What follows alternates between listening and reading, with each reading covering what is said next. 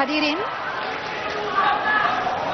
marilah kita mulai lagi segmen yang kedua, penajaman visi dan misi.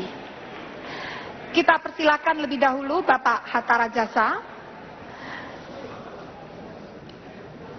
Mohon Bapak untuk lebih mempertajam lagi bagaimana Bapak dapat mewujudkan pendidikan inklusif, berkeadilan dan berkelanjutan sedini dan sejauh mungkin, mengingat kondisi anggaran kita saat ini yang terbatas, serta bagaimana pula Bapak dapat meningkatkan produktivitas, menumbuhkan pusat-pusat inovasi dengan kondisi tidak hanya keterbatasan anggaran, tetapi juga keterbatasan kualitas sumber daya manusia. Mohon untuk dijawab dalam waktu 3 menit. 3 menit mulai sekarang. Terima kasih Bu Moderator. Pendidikan berkeadilan, inklusif, dan berkualitas adalah kewajiban konstitusi. Negara wajib melaksanakan itu. Ini adalah amanat konstitusi kita. Pasal 31 ayat 1, ayat 2, dan ayat 5 tentang IPTEK. Oleh sebab itu, tidak ada pilihan bagi kita melaksanakan itu. Dan anggaran tentu saja dapat kita siapkan untuk sumber daya manusia yang merupakan pilar utama membangun bangsa ini. Untuk membangun pusat-pusat inovasi penting bagi kita, karena itu adalah merupakan bagian daripada peningkatan daya saing bangsa kita. Tidak mungkin kita tidak membangun the center of excellence, pusat-pusat keunggulan, kalau kita sungguh ingin meningkatkan daya saing bangsa kita. Oleh sebab itu, maka yang pertama, Prabowo Hatta mempersiapkan untuk inklusif dan berkeadilan tersebut.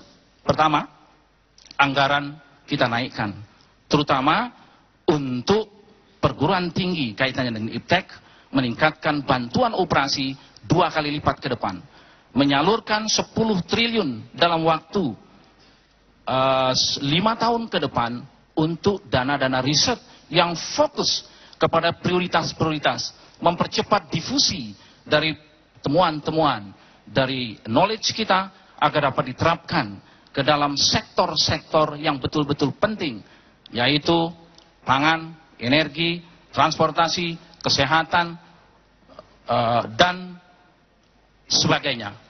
Oleh sebab itu, kita harus mengembangkan pendanaan tersebut untuk 3 hal utama. Pertama, harus kualitas, keterjangkauan, dan ketersediaan. Yang kedua, guru harus kita tambah dalam waktu 5 tahun ke depan sedikitnya 800.000 dan meningkatkan kualitas serta meningkatkan kesejahteraan para guru. Dengan demikian, maka IPTEK dan peningkatan pendidikan akan seiring untuk meningkatkan kualitas sumber daya manusia yang berkualitas, yang dapat menghadapi tantangan-tantangan zaman. Terima kasih. Terima kasih atas jawaban yang diberikan.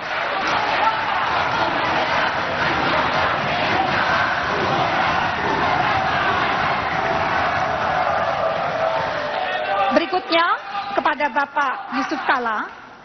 Dalam visi misi Bapak menegaskan pentingnya pendidikan nasional untuk meningkatkan kecerdasan, akhlak, dan budi pekerti. Namun, nampaknya pendidikan budi pekerti ini tentu memerlukan waktu dan proses yang cukup lama. Bagaimanakah Bapak yakin dalam periode, seandainya Bapak terpilih, dalam periode pemerintahan Bapak, mampu menyusun strategi untuk meningkatkan pendidikan budi pekerti, dan dengan menyadari kesenjangan SDM yang ada di berbagai wilayah Indonesia, bagaimana Bapak yakin dapat memajukan inovasi IPTEK? Waktu 3 menit, 3 menit dimulai dari sekarang. Terima kasih, Ibu. Pendidikan budi pekerti dapat diterapkan dari semua mata pelajaran. Tidak khusus pendidikan budi pekerti. Kita bisa masukkan pendidikan budi di sejarah. Kita bisa masukkan budi pekerti di matematika, disiplin, bagaimana mengatur disiplin, bagaimana mengatur. Jadi pendidikan budi pekerti tidak berarti hanya pengetahuan ilmu pekerti saja. Contohnya bahasa Indonesia. Kita bisa mengajarkan cerita yang heroik. Kita bisa mengambil contoh-contoh yang baik. Kita hilangkan cerita tentang kancil yang cenderung untuk menipu begitu. Kita hilangkan itu contohnya. Jadi harus suatu mata pelajaran yang tampu, tapi menyangkut semua isinya tentang bagaimana kita manusia Indonesia berani, bagaimana manusia Indonesia itu pintar, dan bagaimana manusia dinamis menjalankan itu. Itulah yang kita sebut revolusi mental. Pendidikan dan tentu juga semangat itu. Revolusi untuk yang belajar bahasa Indonesia yang benar tidak selalu berhubungan dengan komunis, tapi mempercepat proses begitu kan, untuk diketahui begitu tentang bahasa. Ini penting semuanya apabila kita ingin tahu masalah-masalah pendidikan itu. Karena itu maka dibutuhkan memang suatu guru yang baik. Penataran guru diutamakan, fasilitas guru diutamakan, sertifikasi guru diutamakan, agar guru lebih dahulu menguasai masalahnya, baru memberikan itu ke murid. Itu otomatis harus terjadi, dan tentu tunjangan guru yang baik, fasilitas guru yang baik, karena gurulah yang menjadi bahagian utama daripada perubahan-perubahan itu. Kemudian bagaimana inovasi? Inovasi itu tiga hal. Teknologi, inovasi sendiri, dan juga tentu kebijakan pemerintah. Kebijakan pemerintah haruslah memihak kepada perusahaan negeri, memihak kepada inovasi bangsa. Karena itulah apabila memihak, maka akan terjadi inovasi dalam negeri. Itu yang penting kita utamakan. Ada suatu kebijakan pemihakan dalam negeri, mengutamakan perusahaan negeri. Tanpa itu juga maka akan tidak timbul masalah-masalah yang seperti itu. Karena itulah maka inovasi dapat dikerjakan. Mengenai biaya semuanya itu, saya kira kita semua cukup dengan 20% yang selalu naik. Satu-satunya departemen yang tidak pernah turun biayanya adalah Kementerian Pendidikan. Karena itulah maka kita tidak itu untuk inovasi dan bagaimana menggabungkan seluruh inovasi-inovasi itu dalam satu sistem.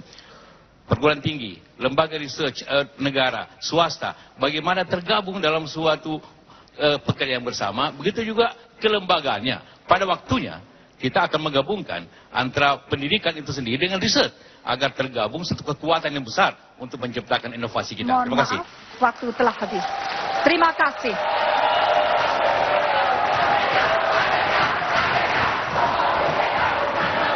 Sekalian, telah kita ikuti bersama pendalaman visi dan misi. Untuk berikutnya, kita akan melanjutkan pada segmen ketiga,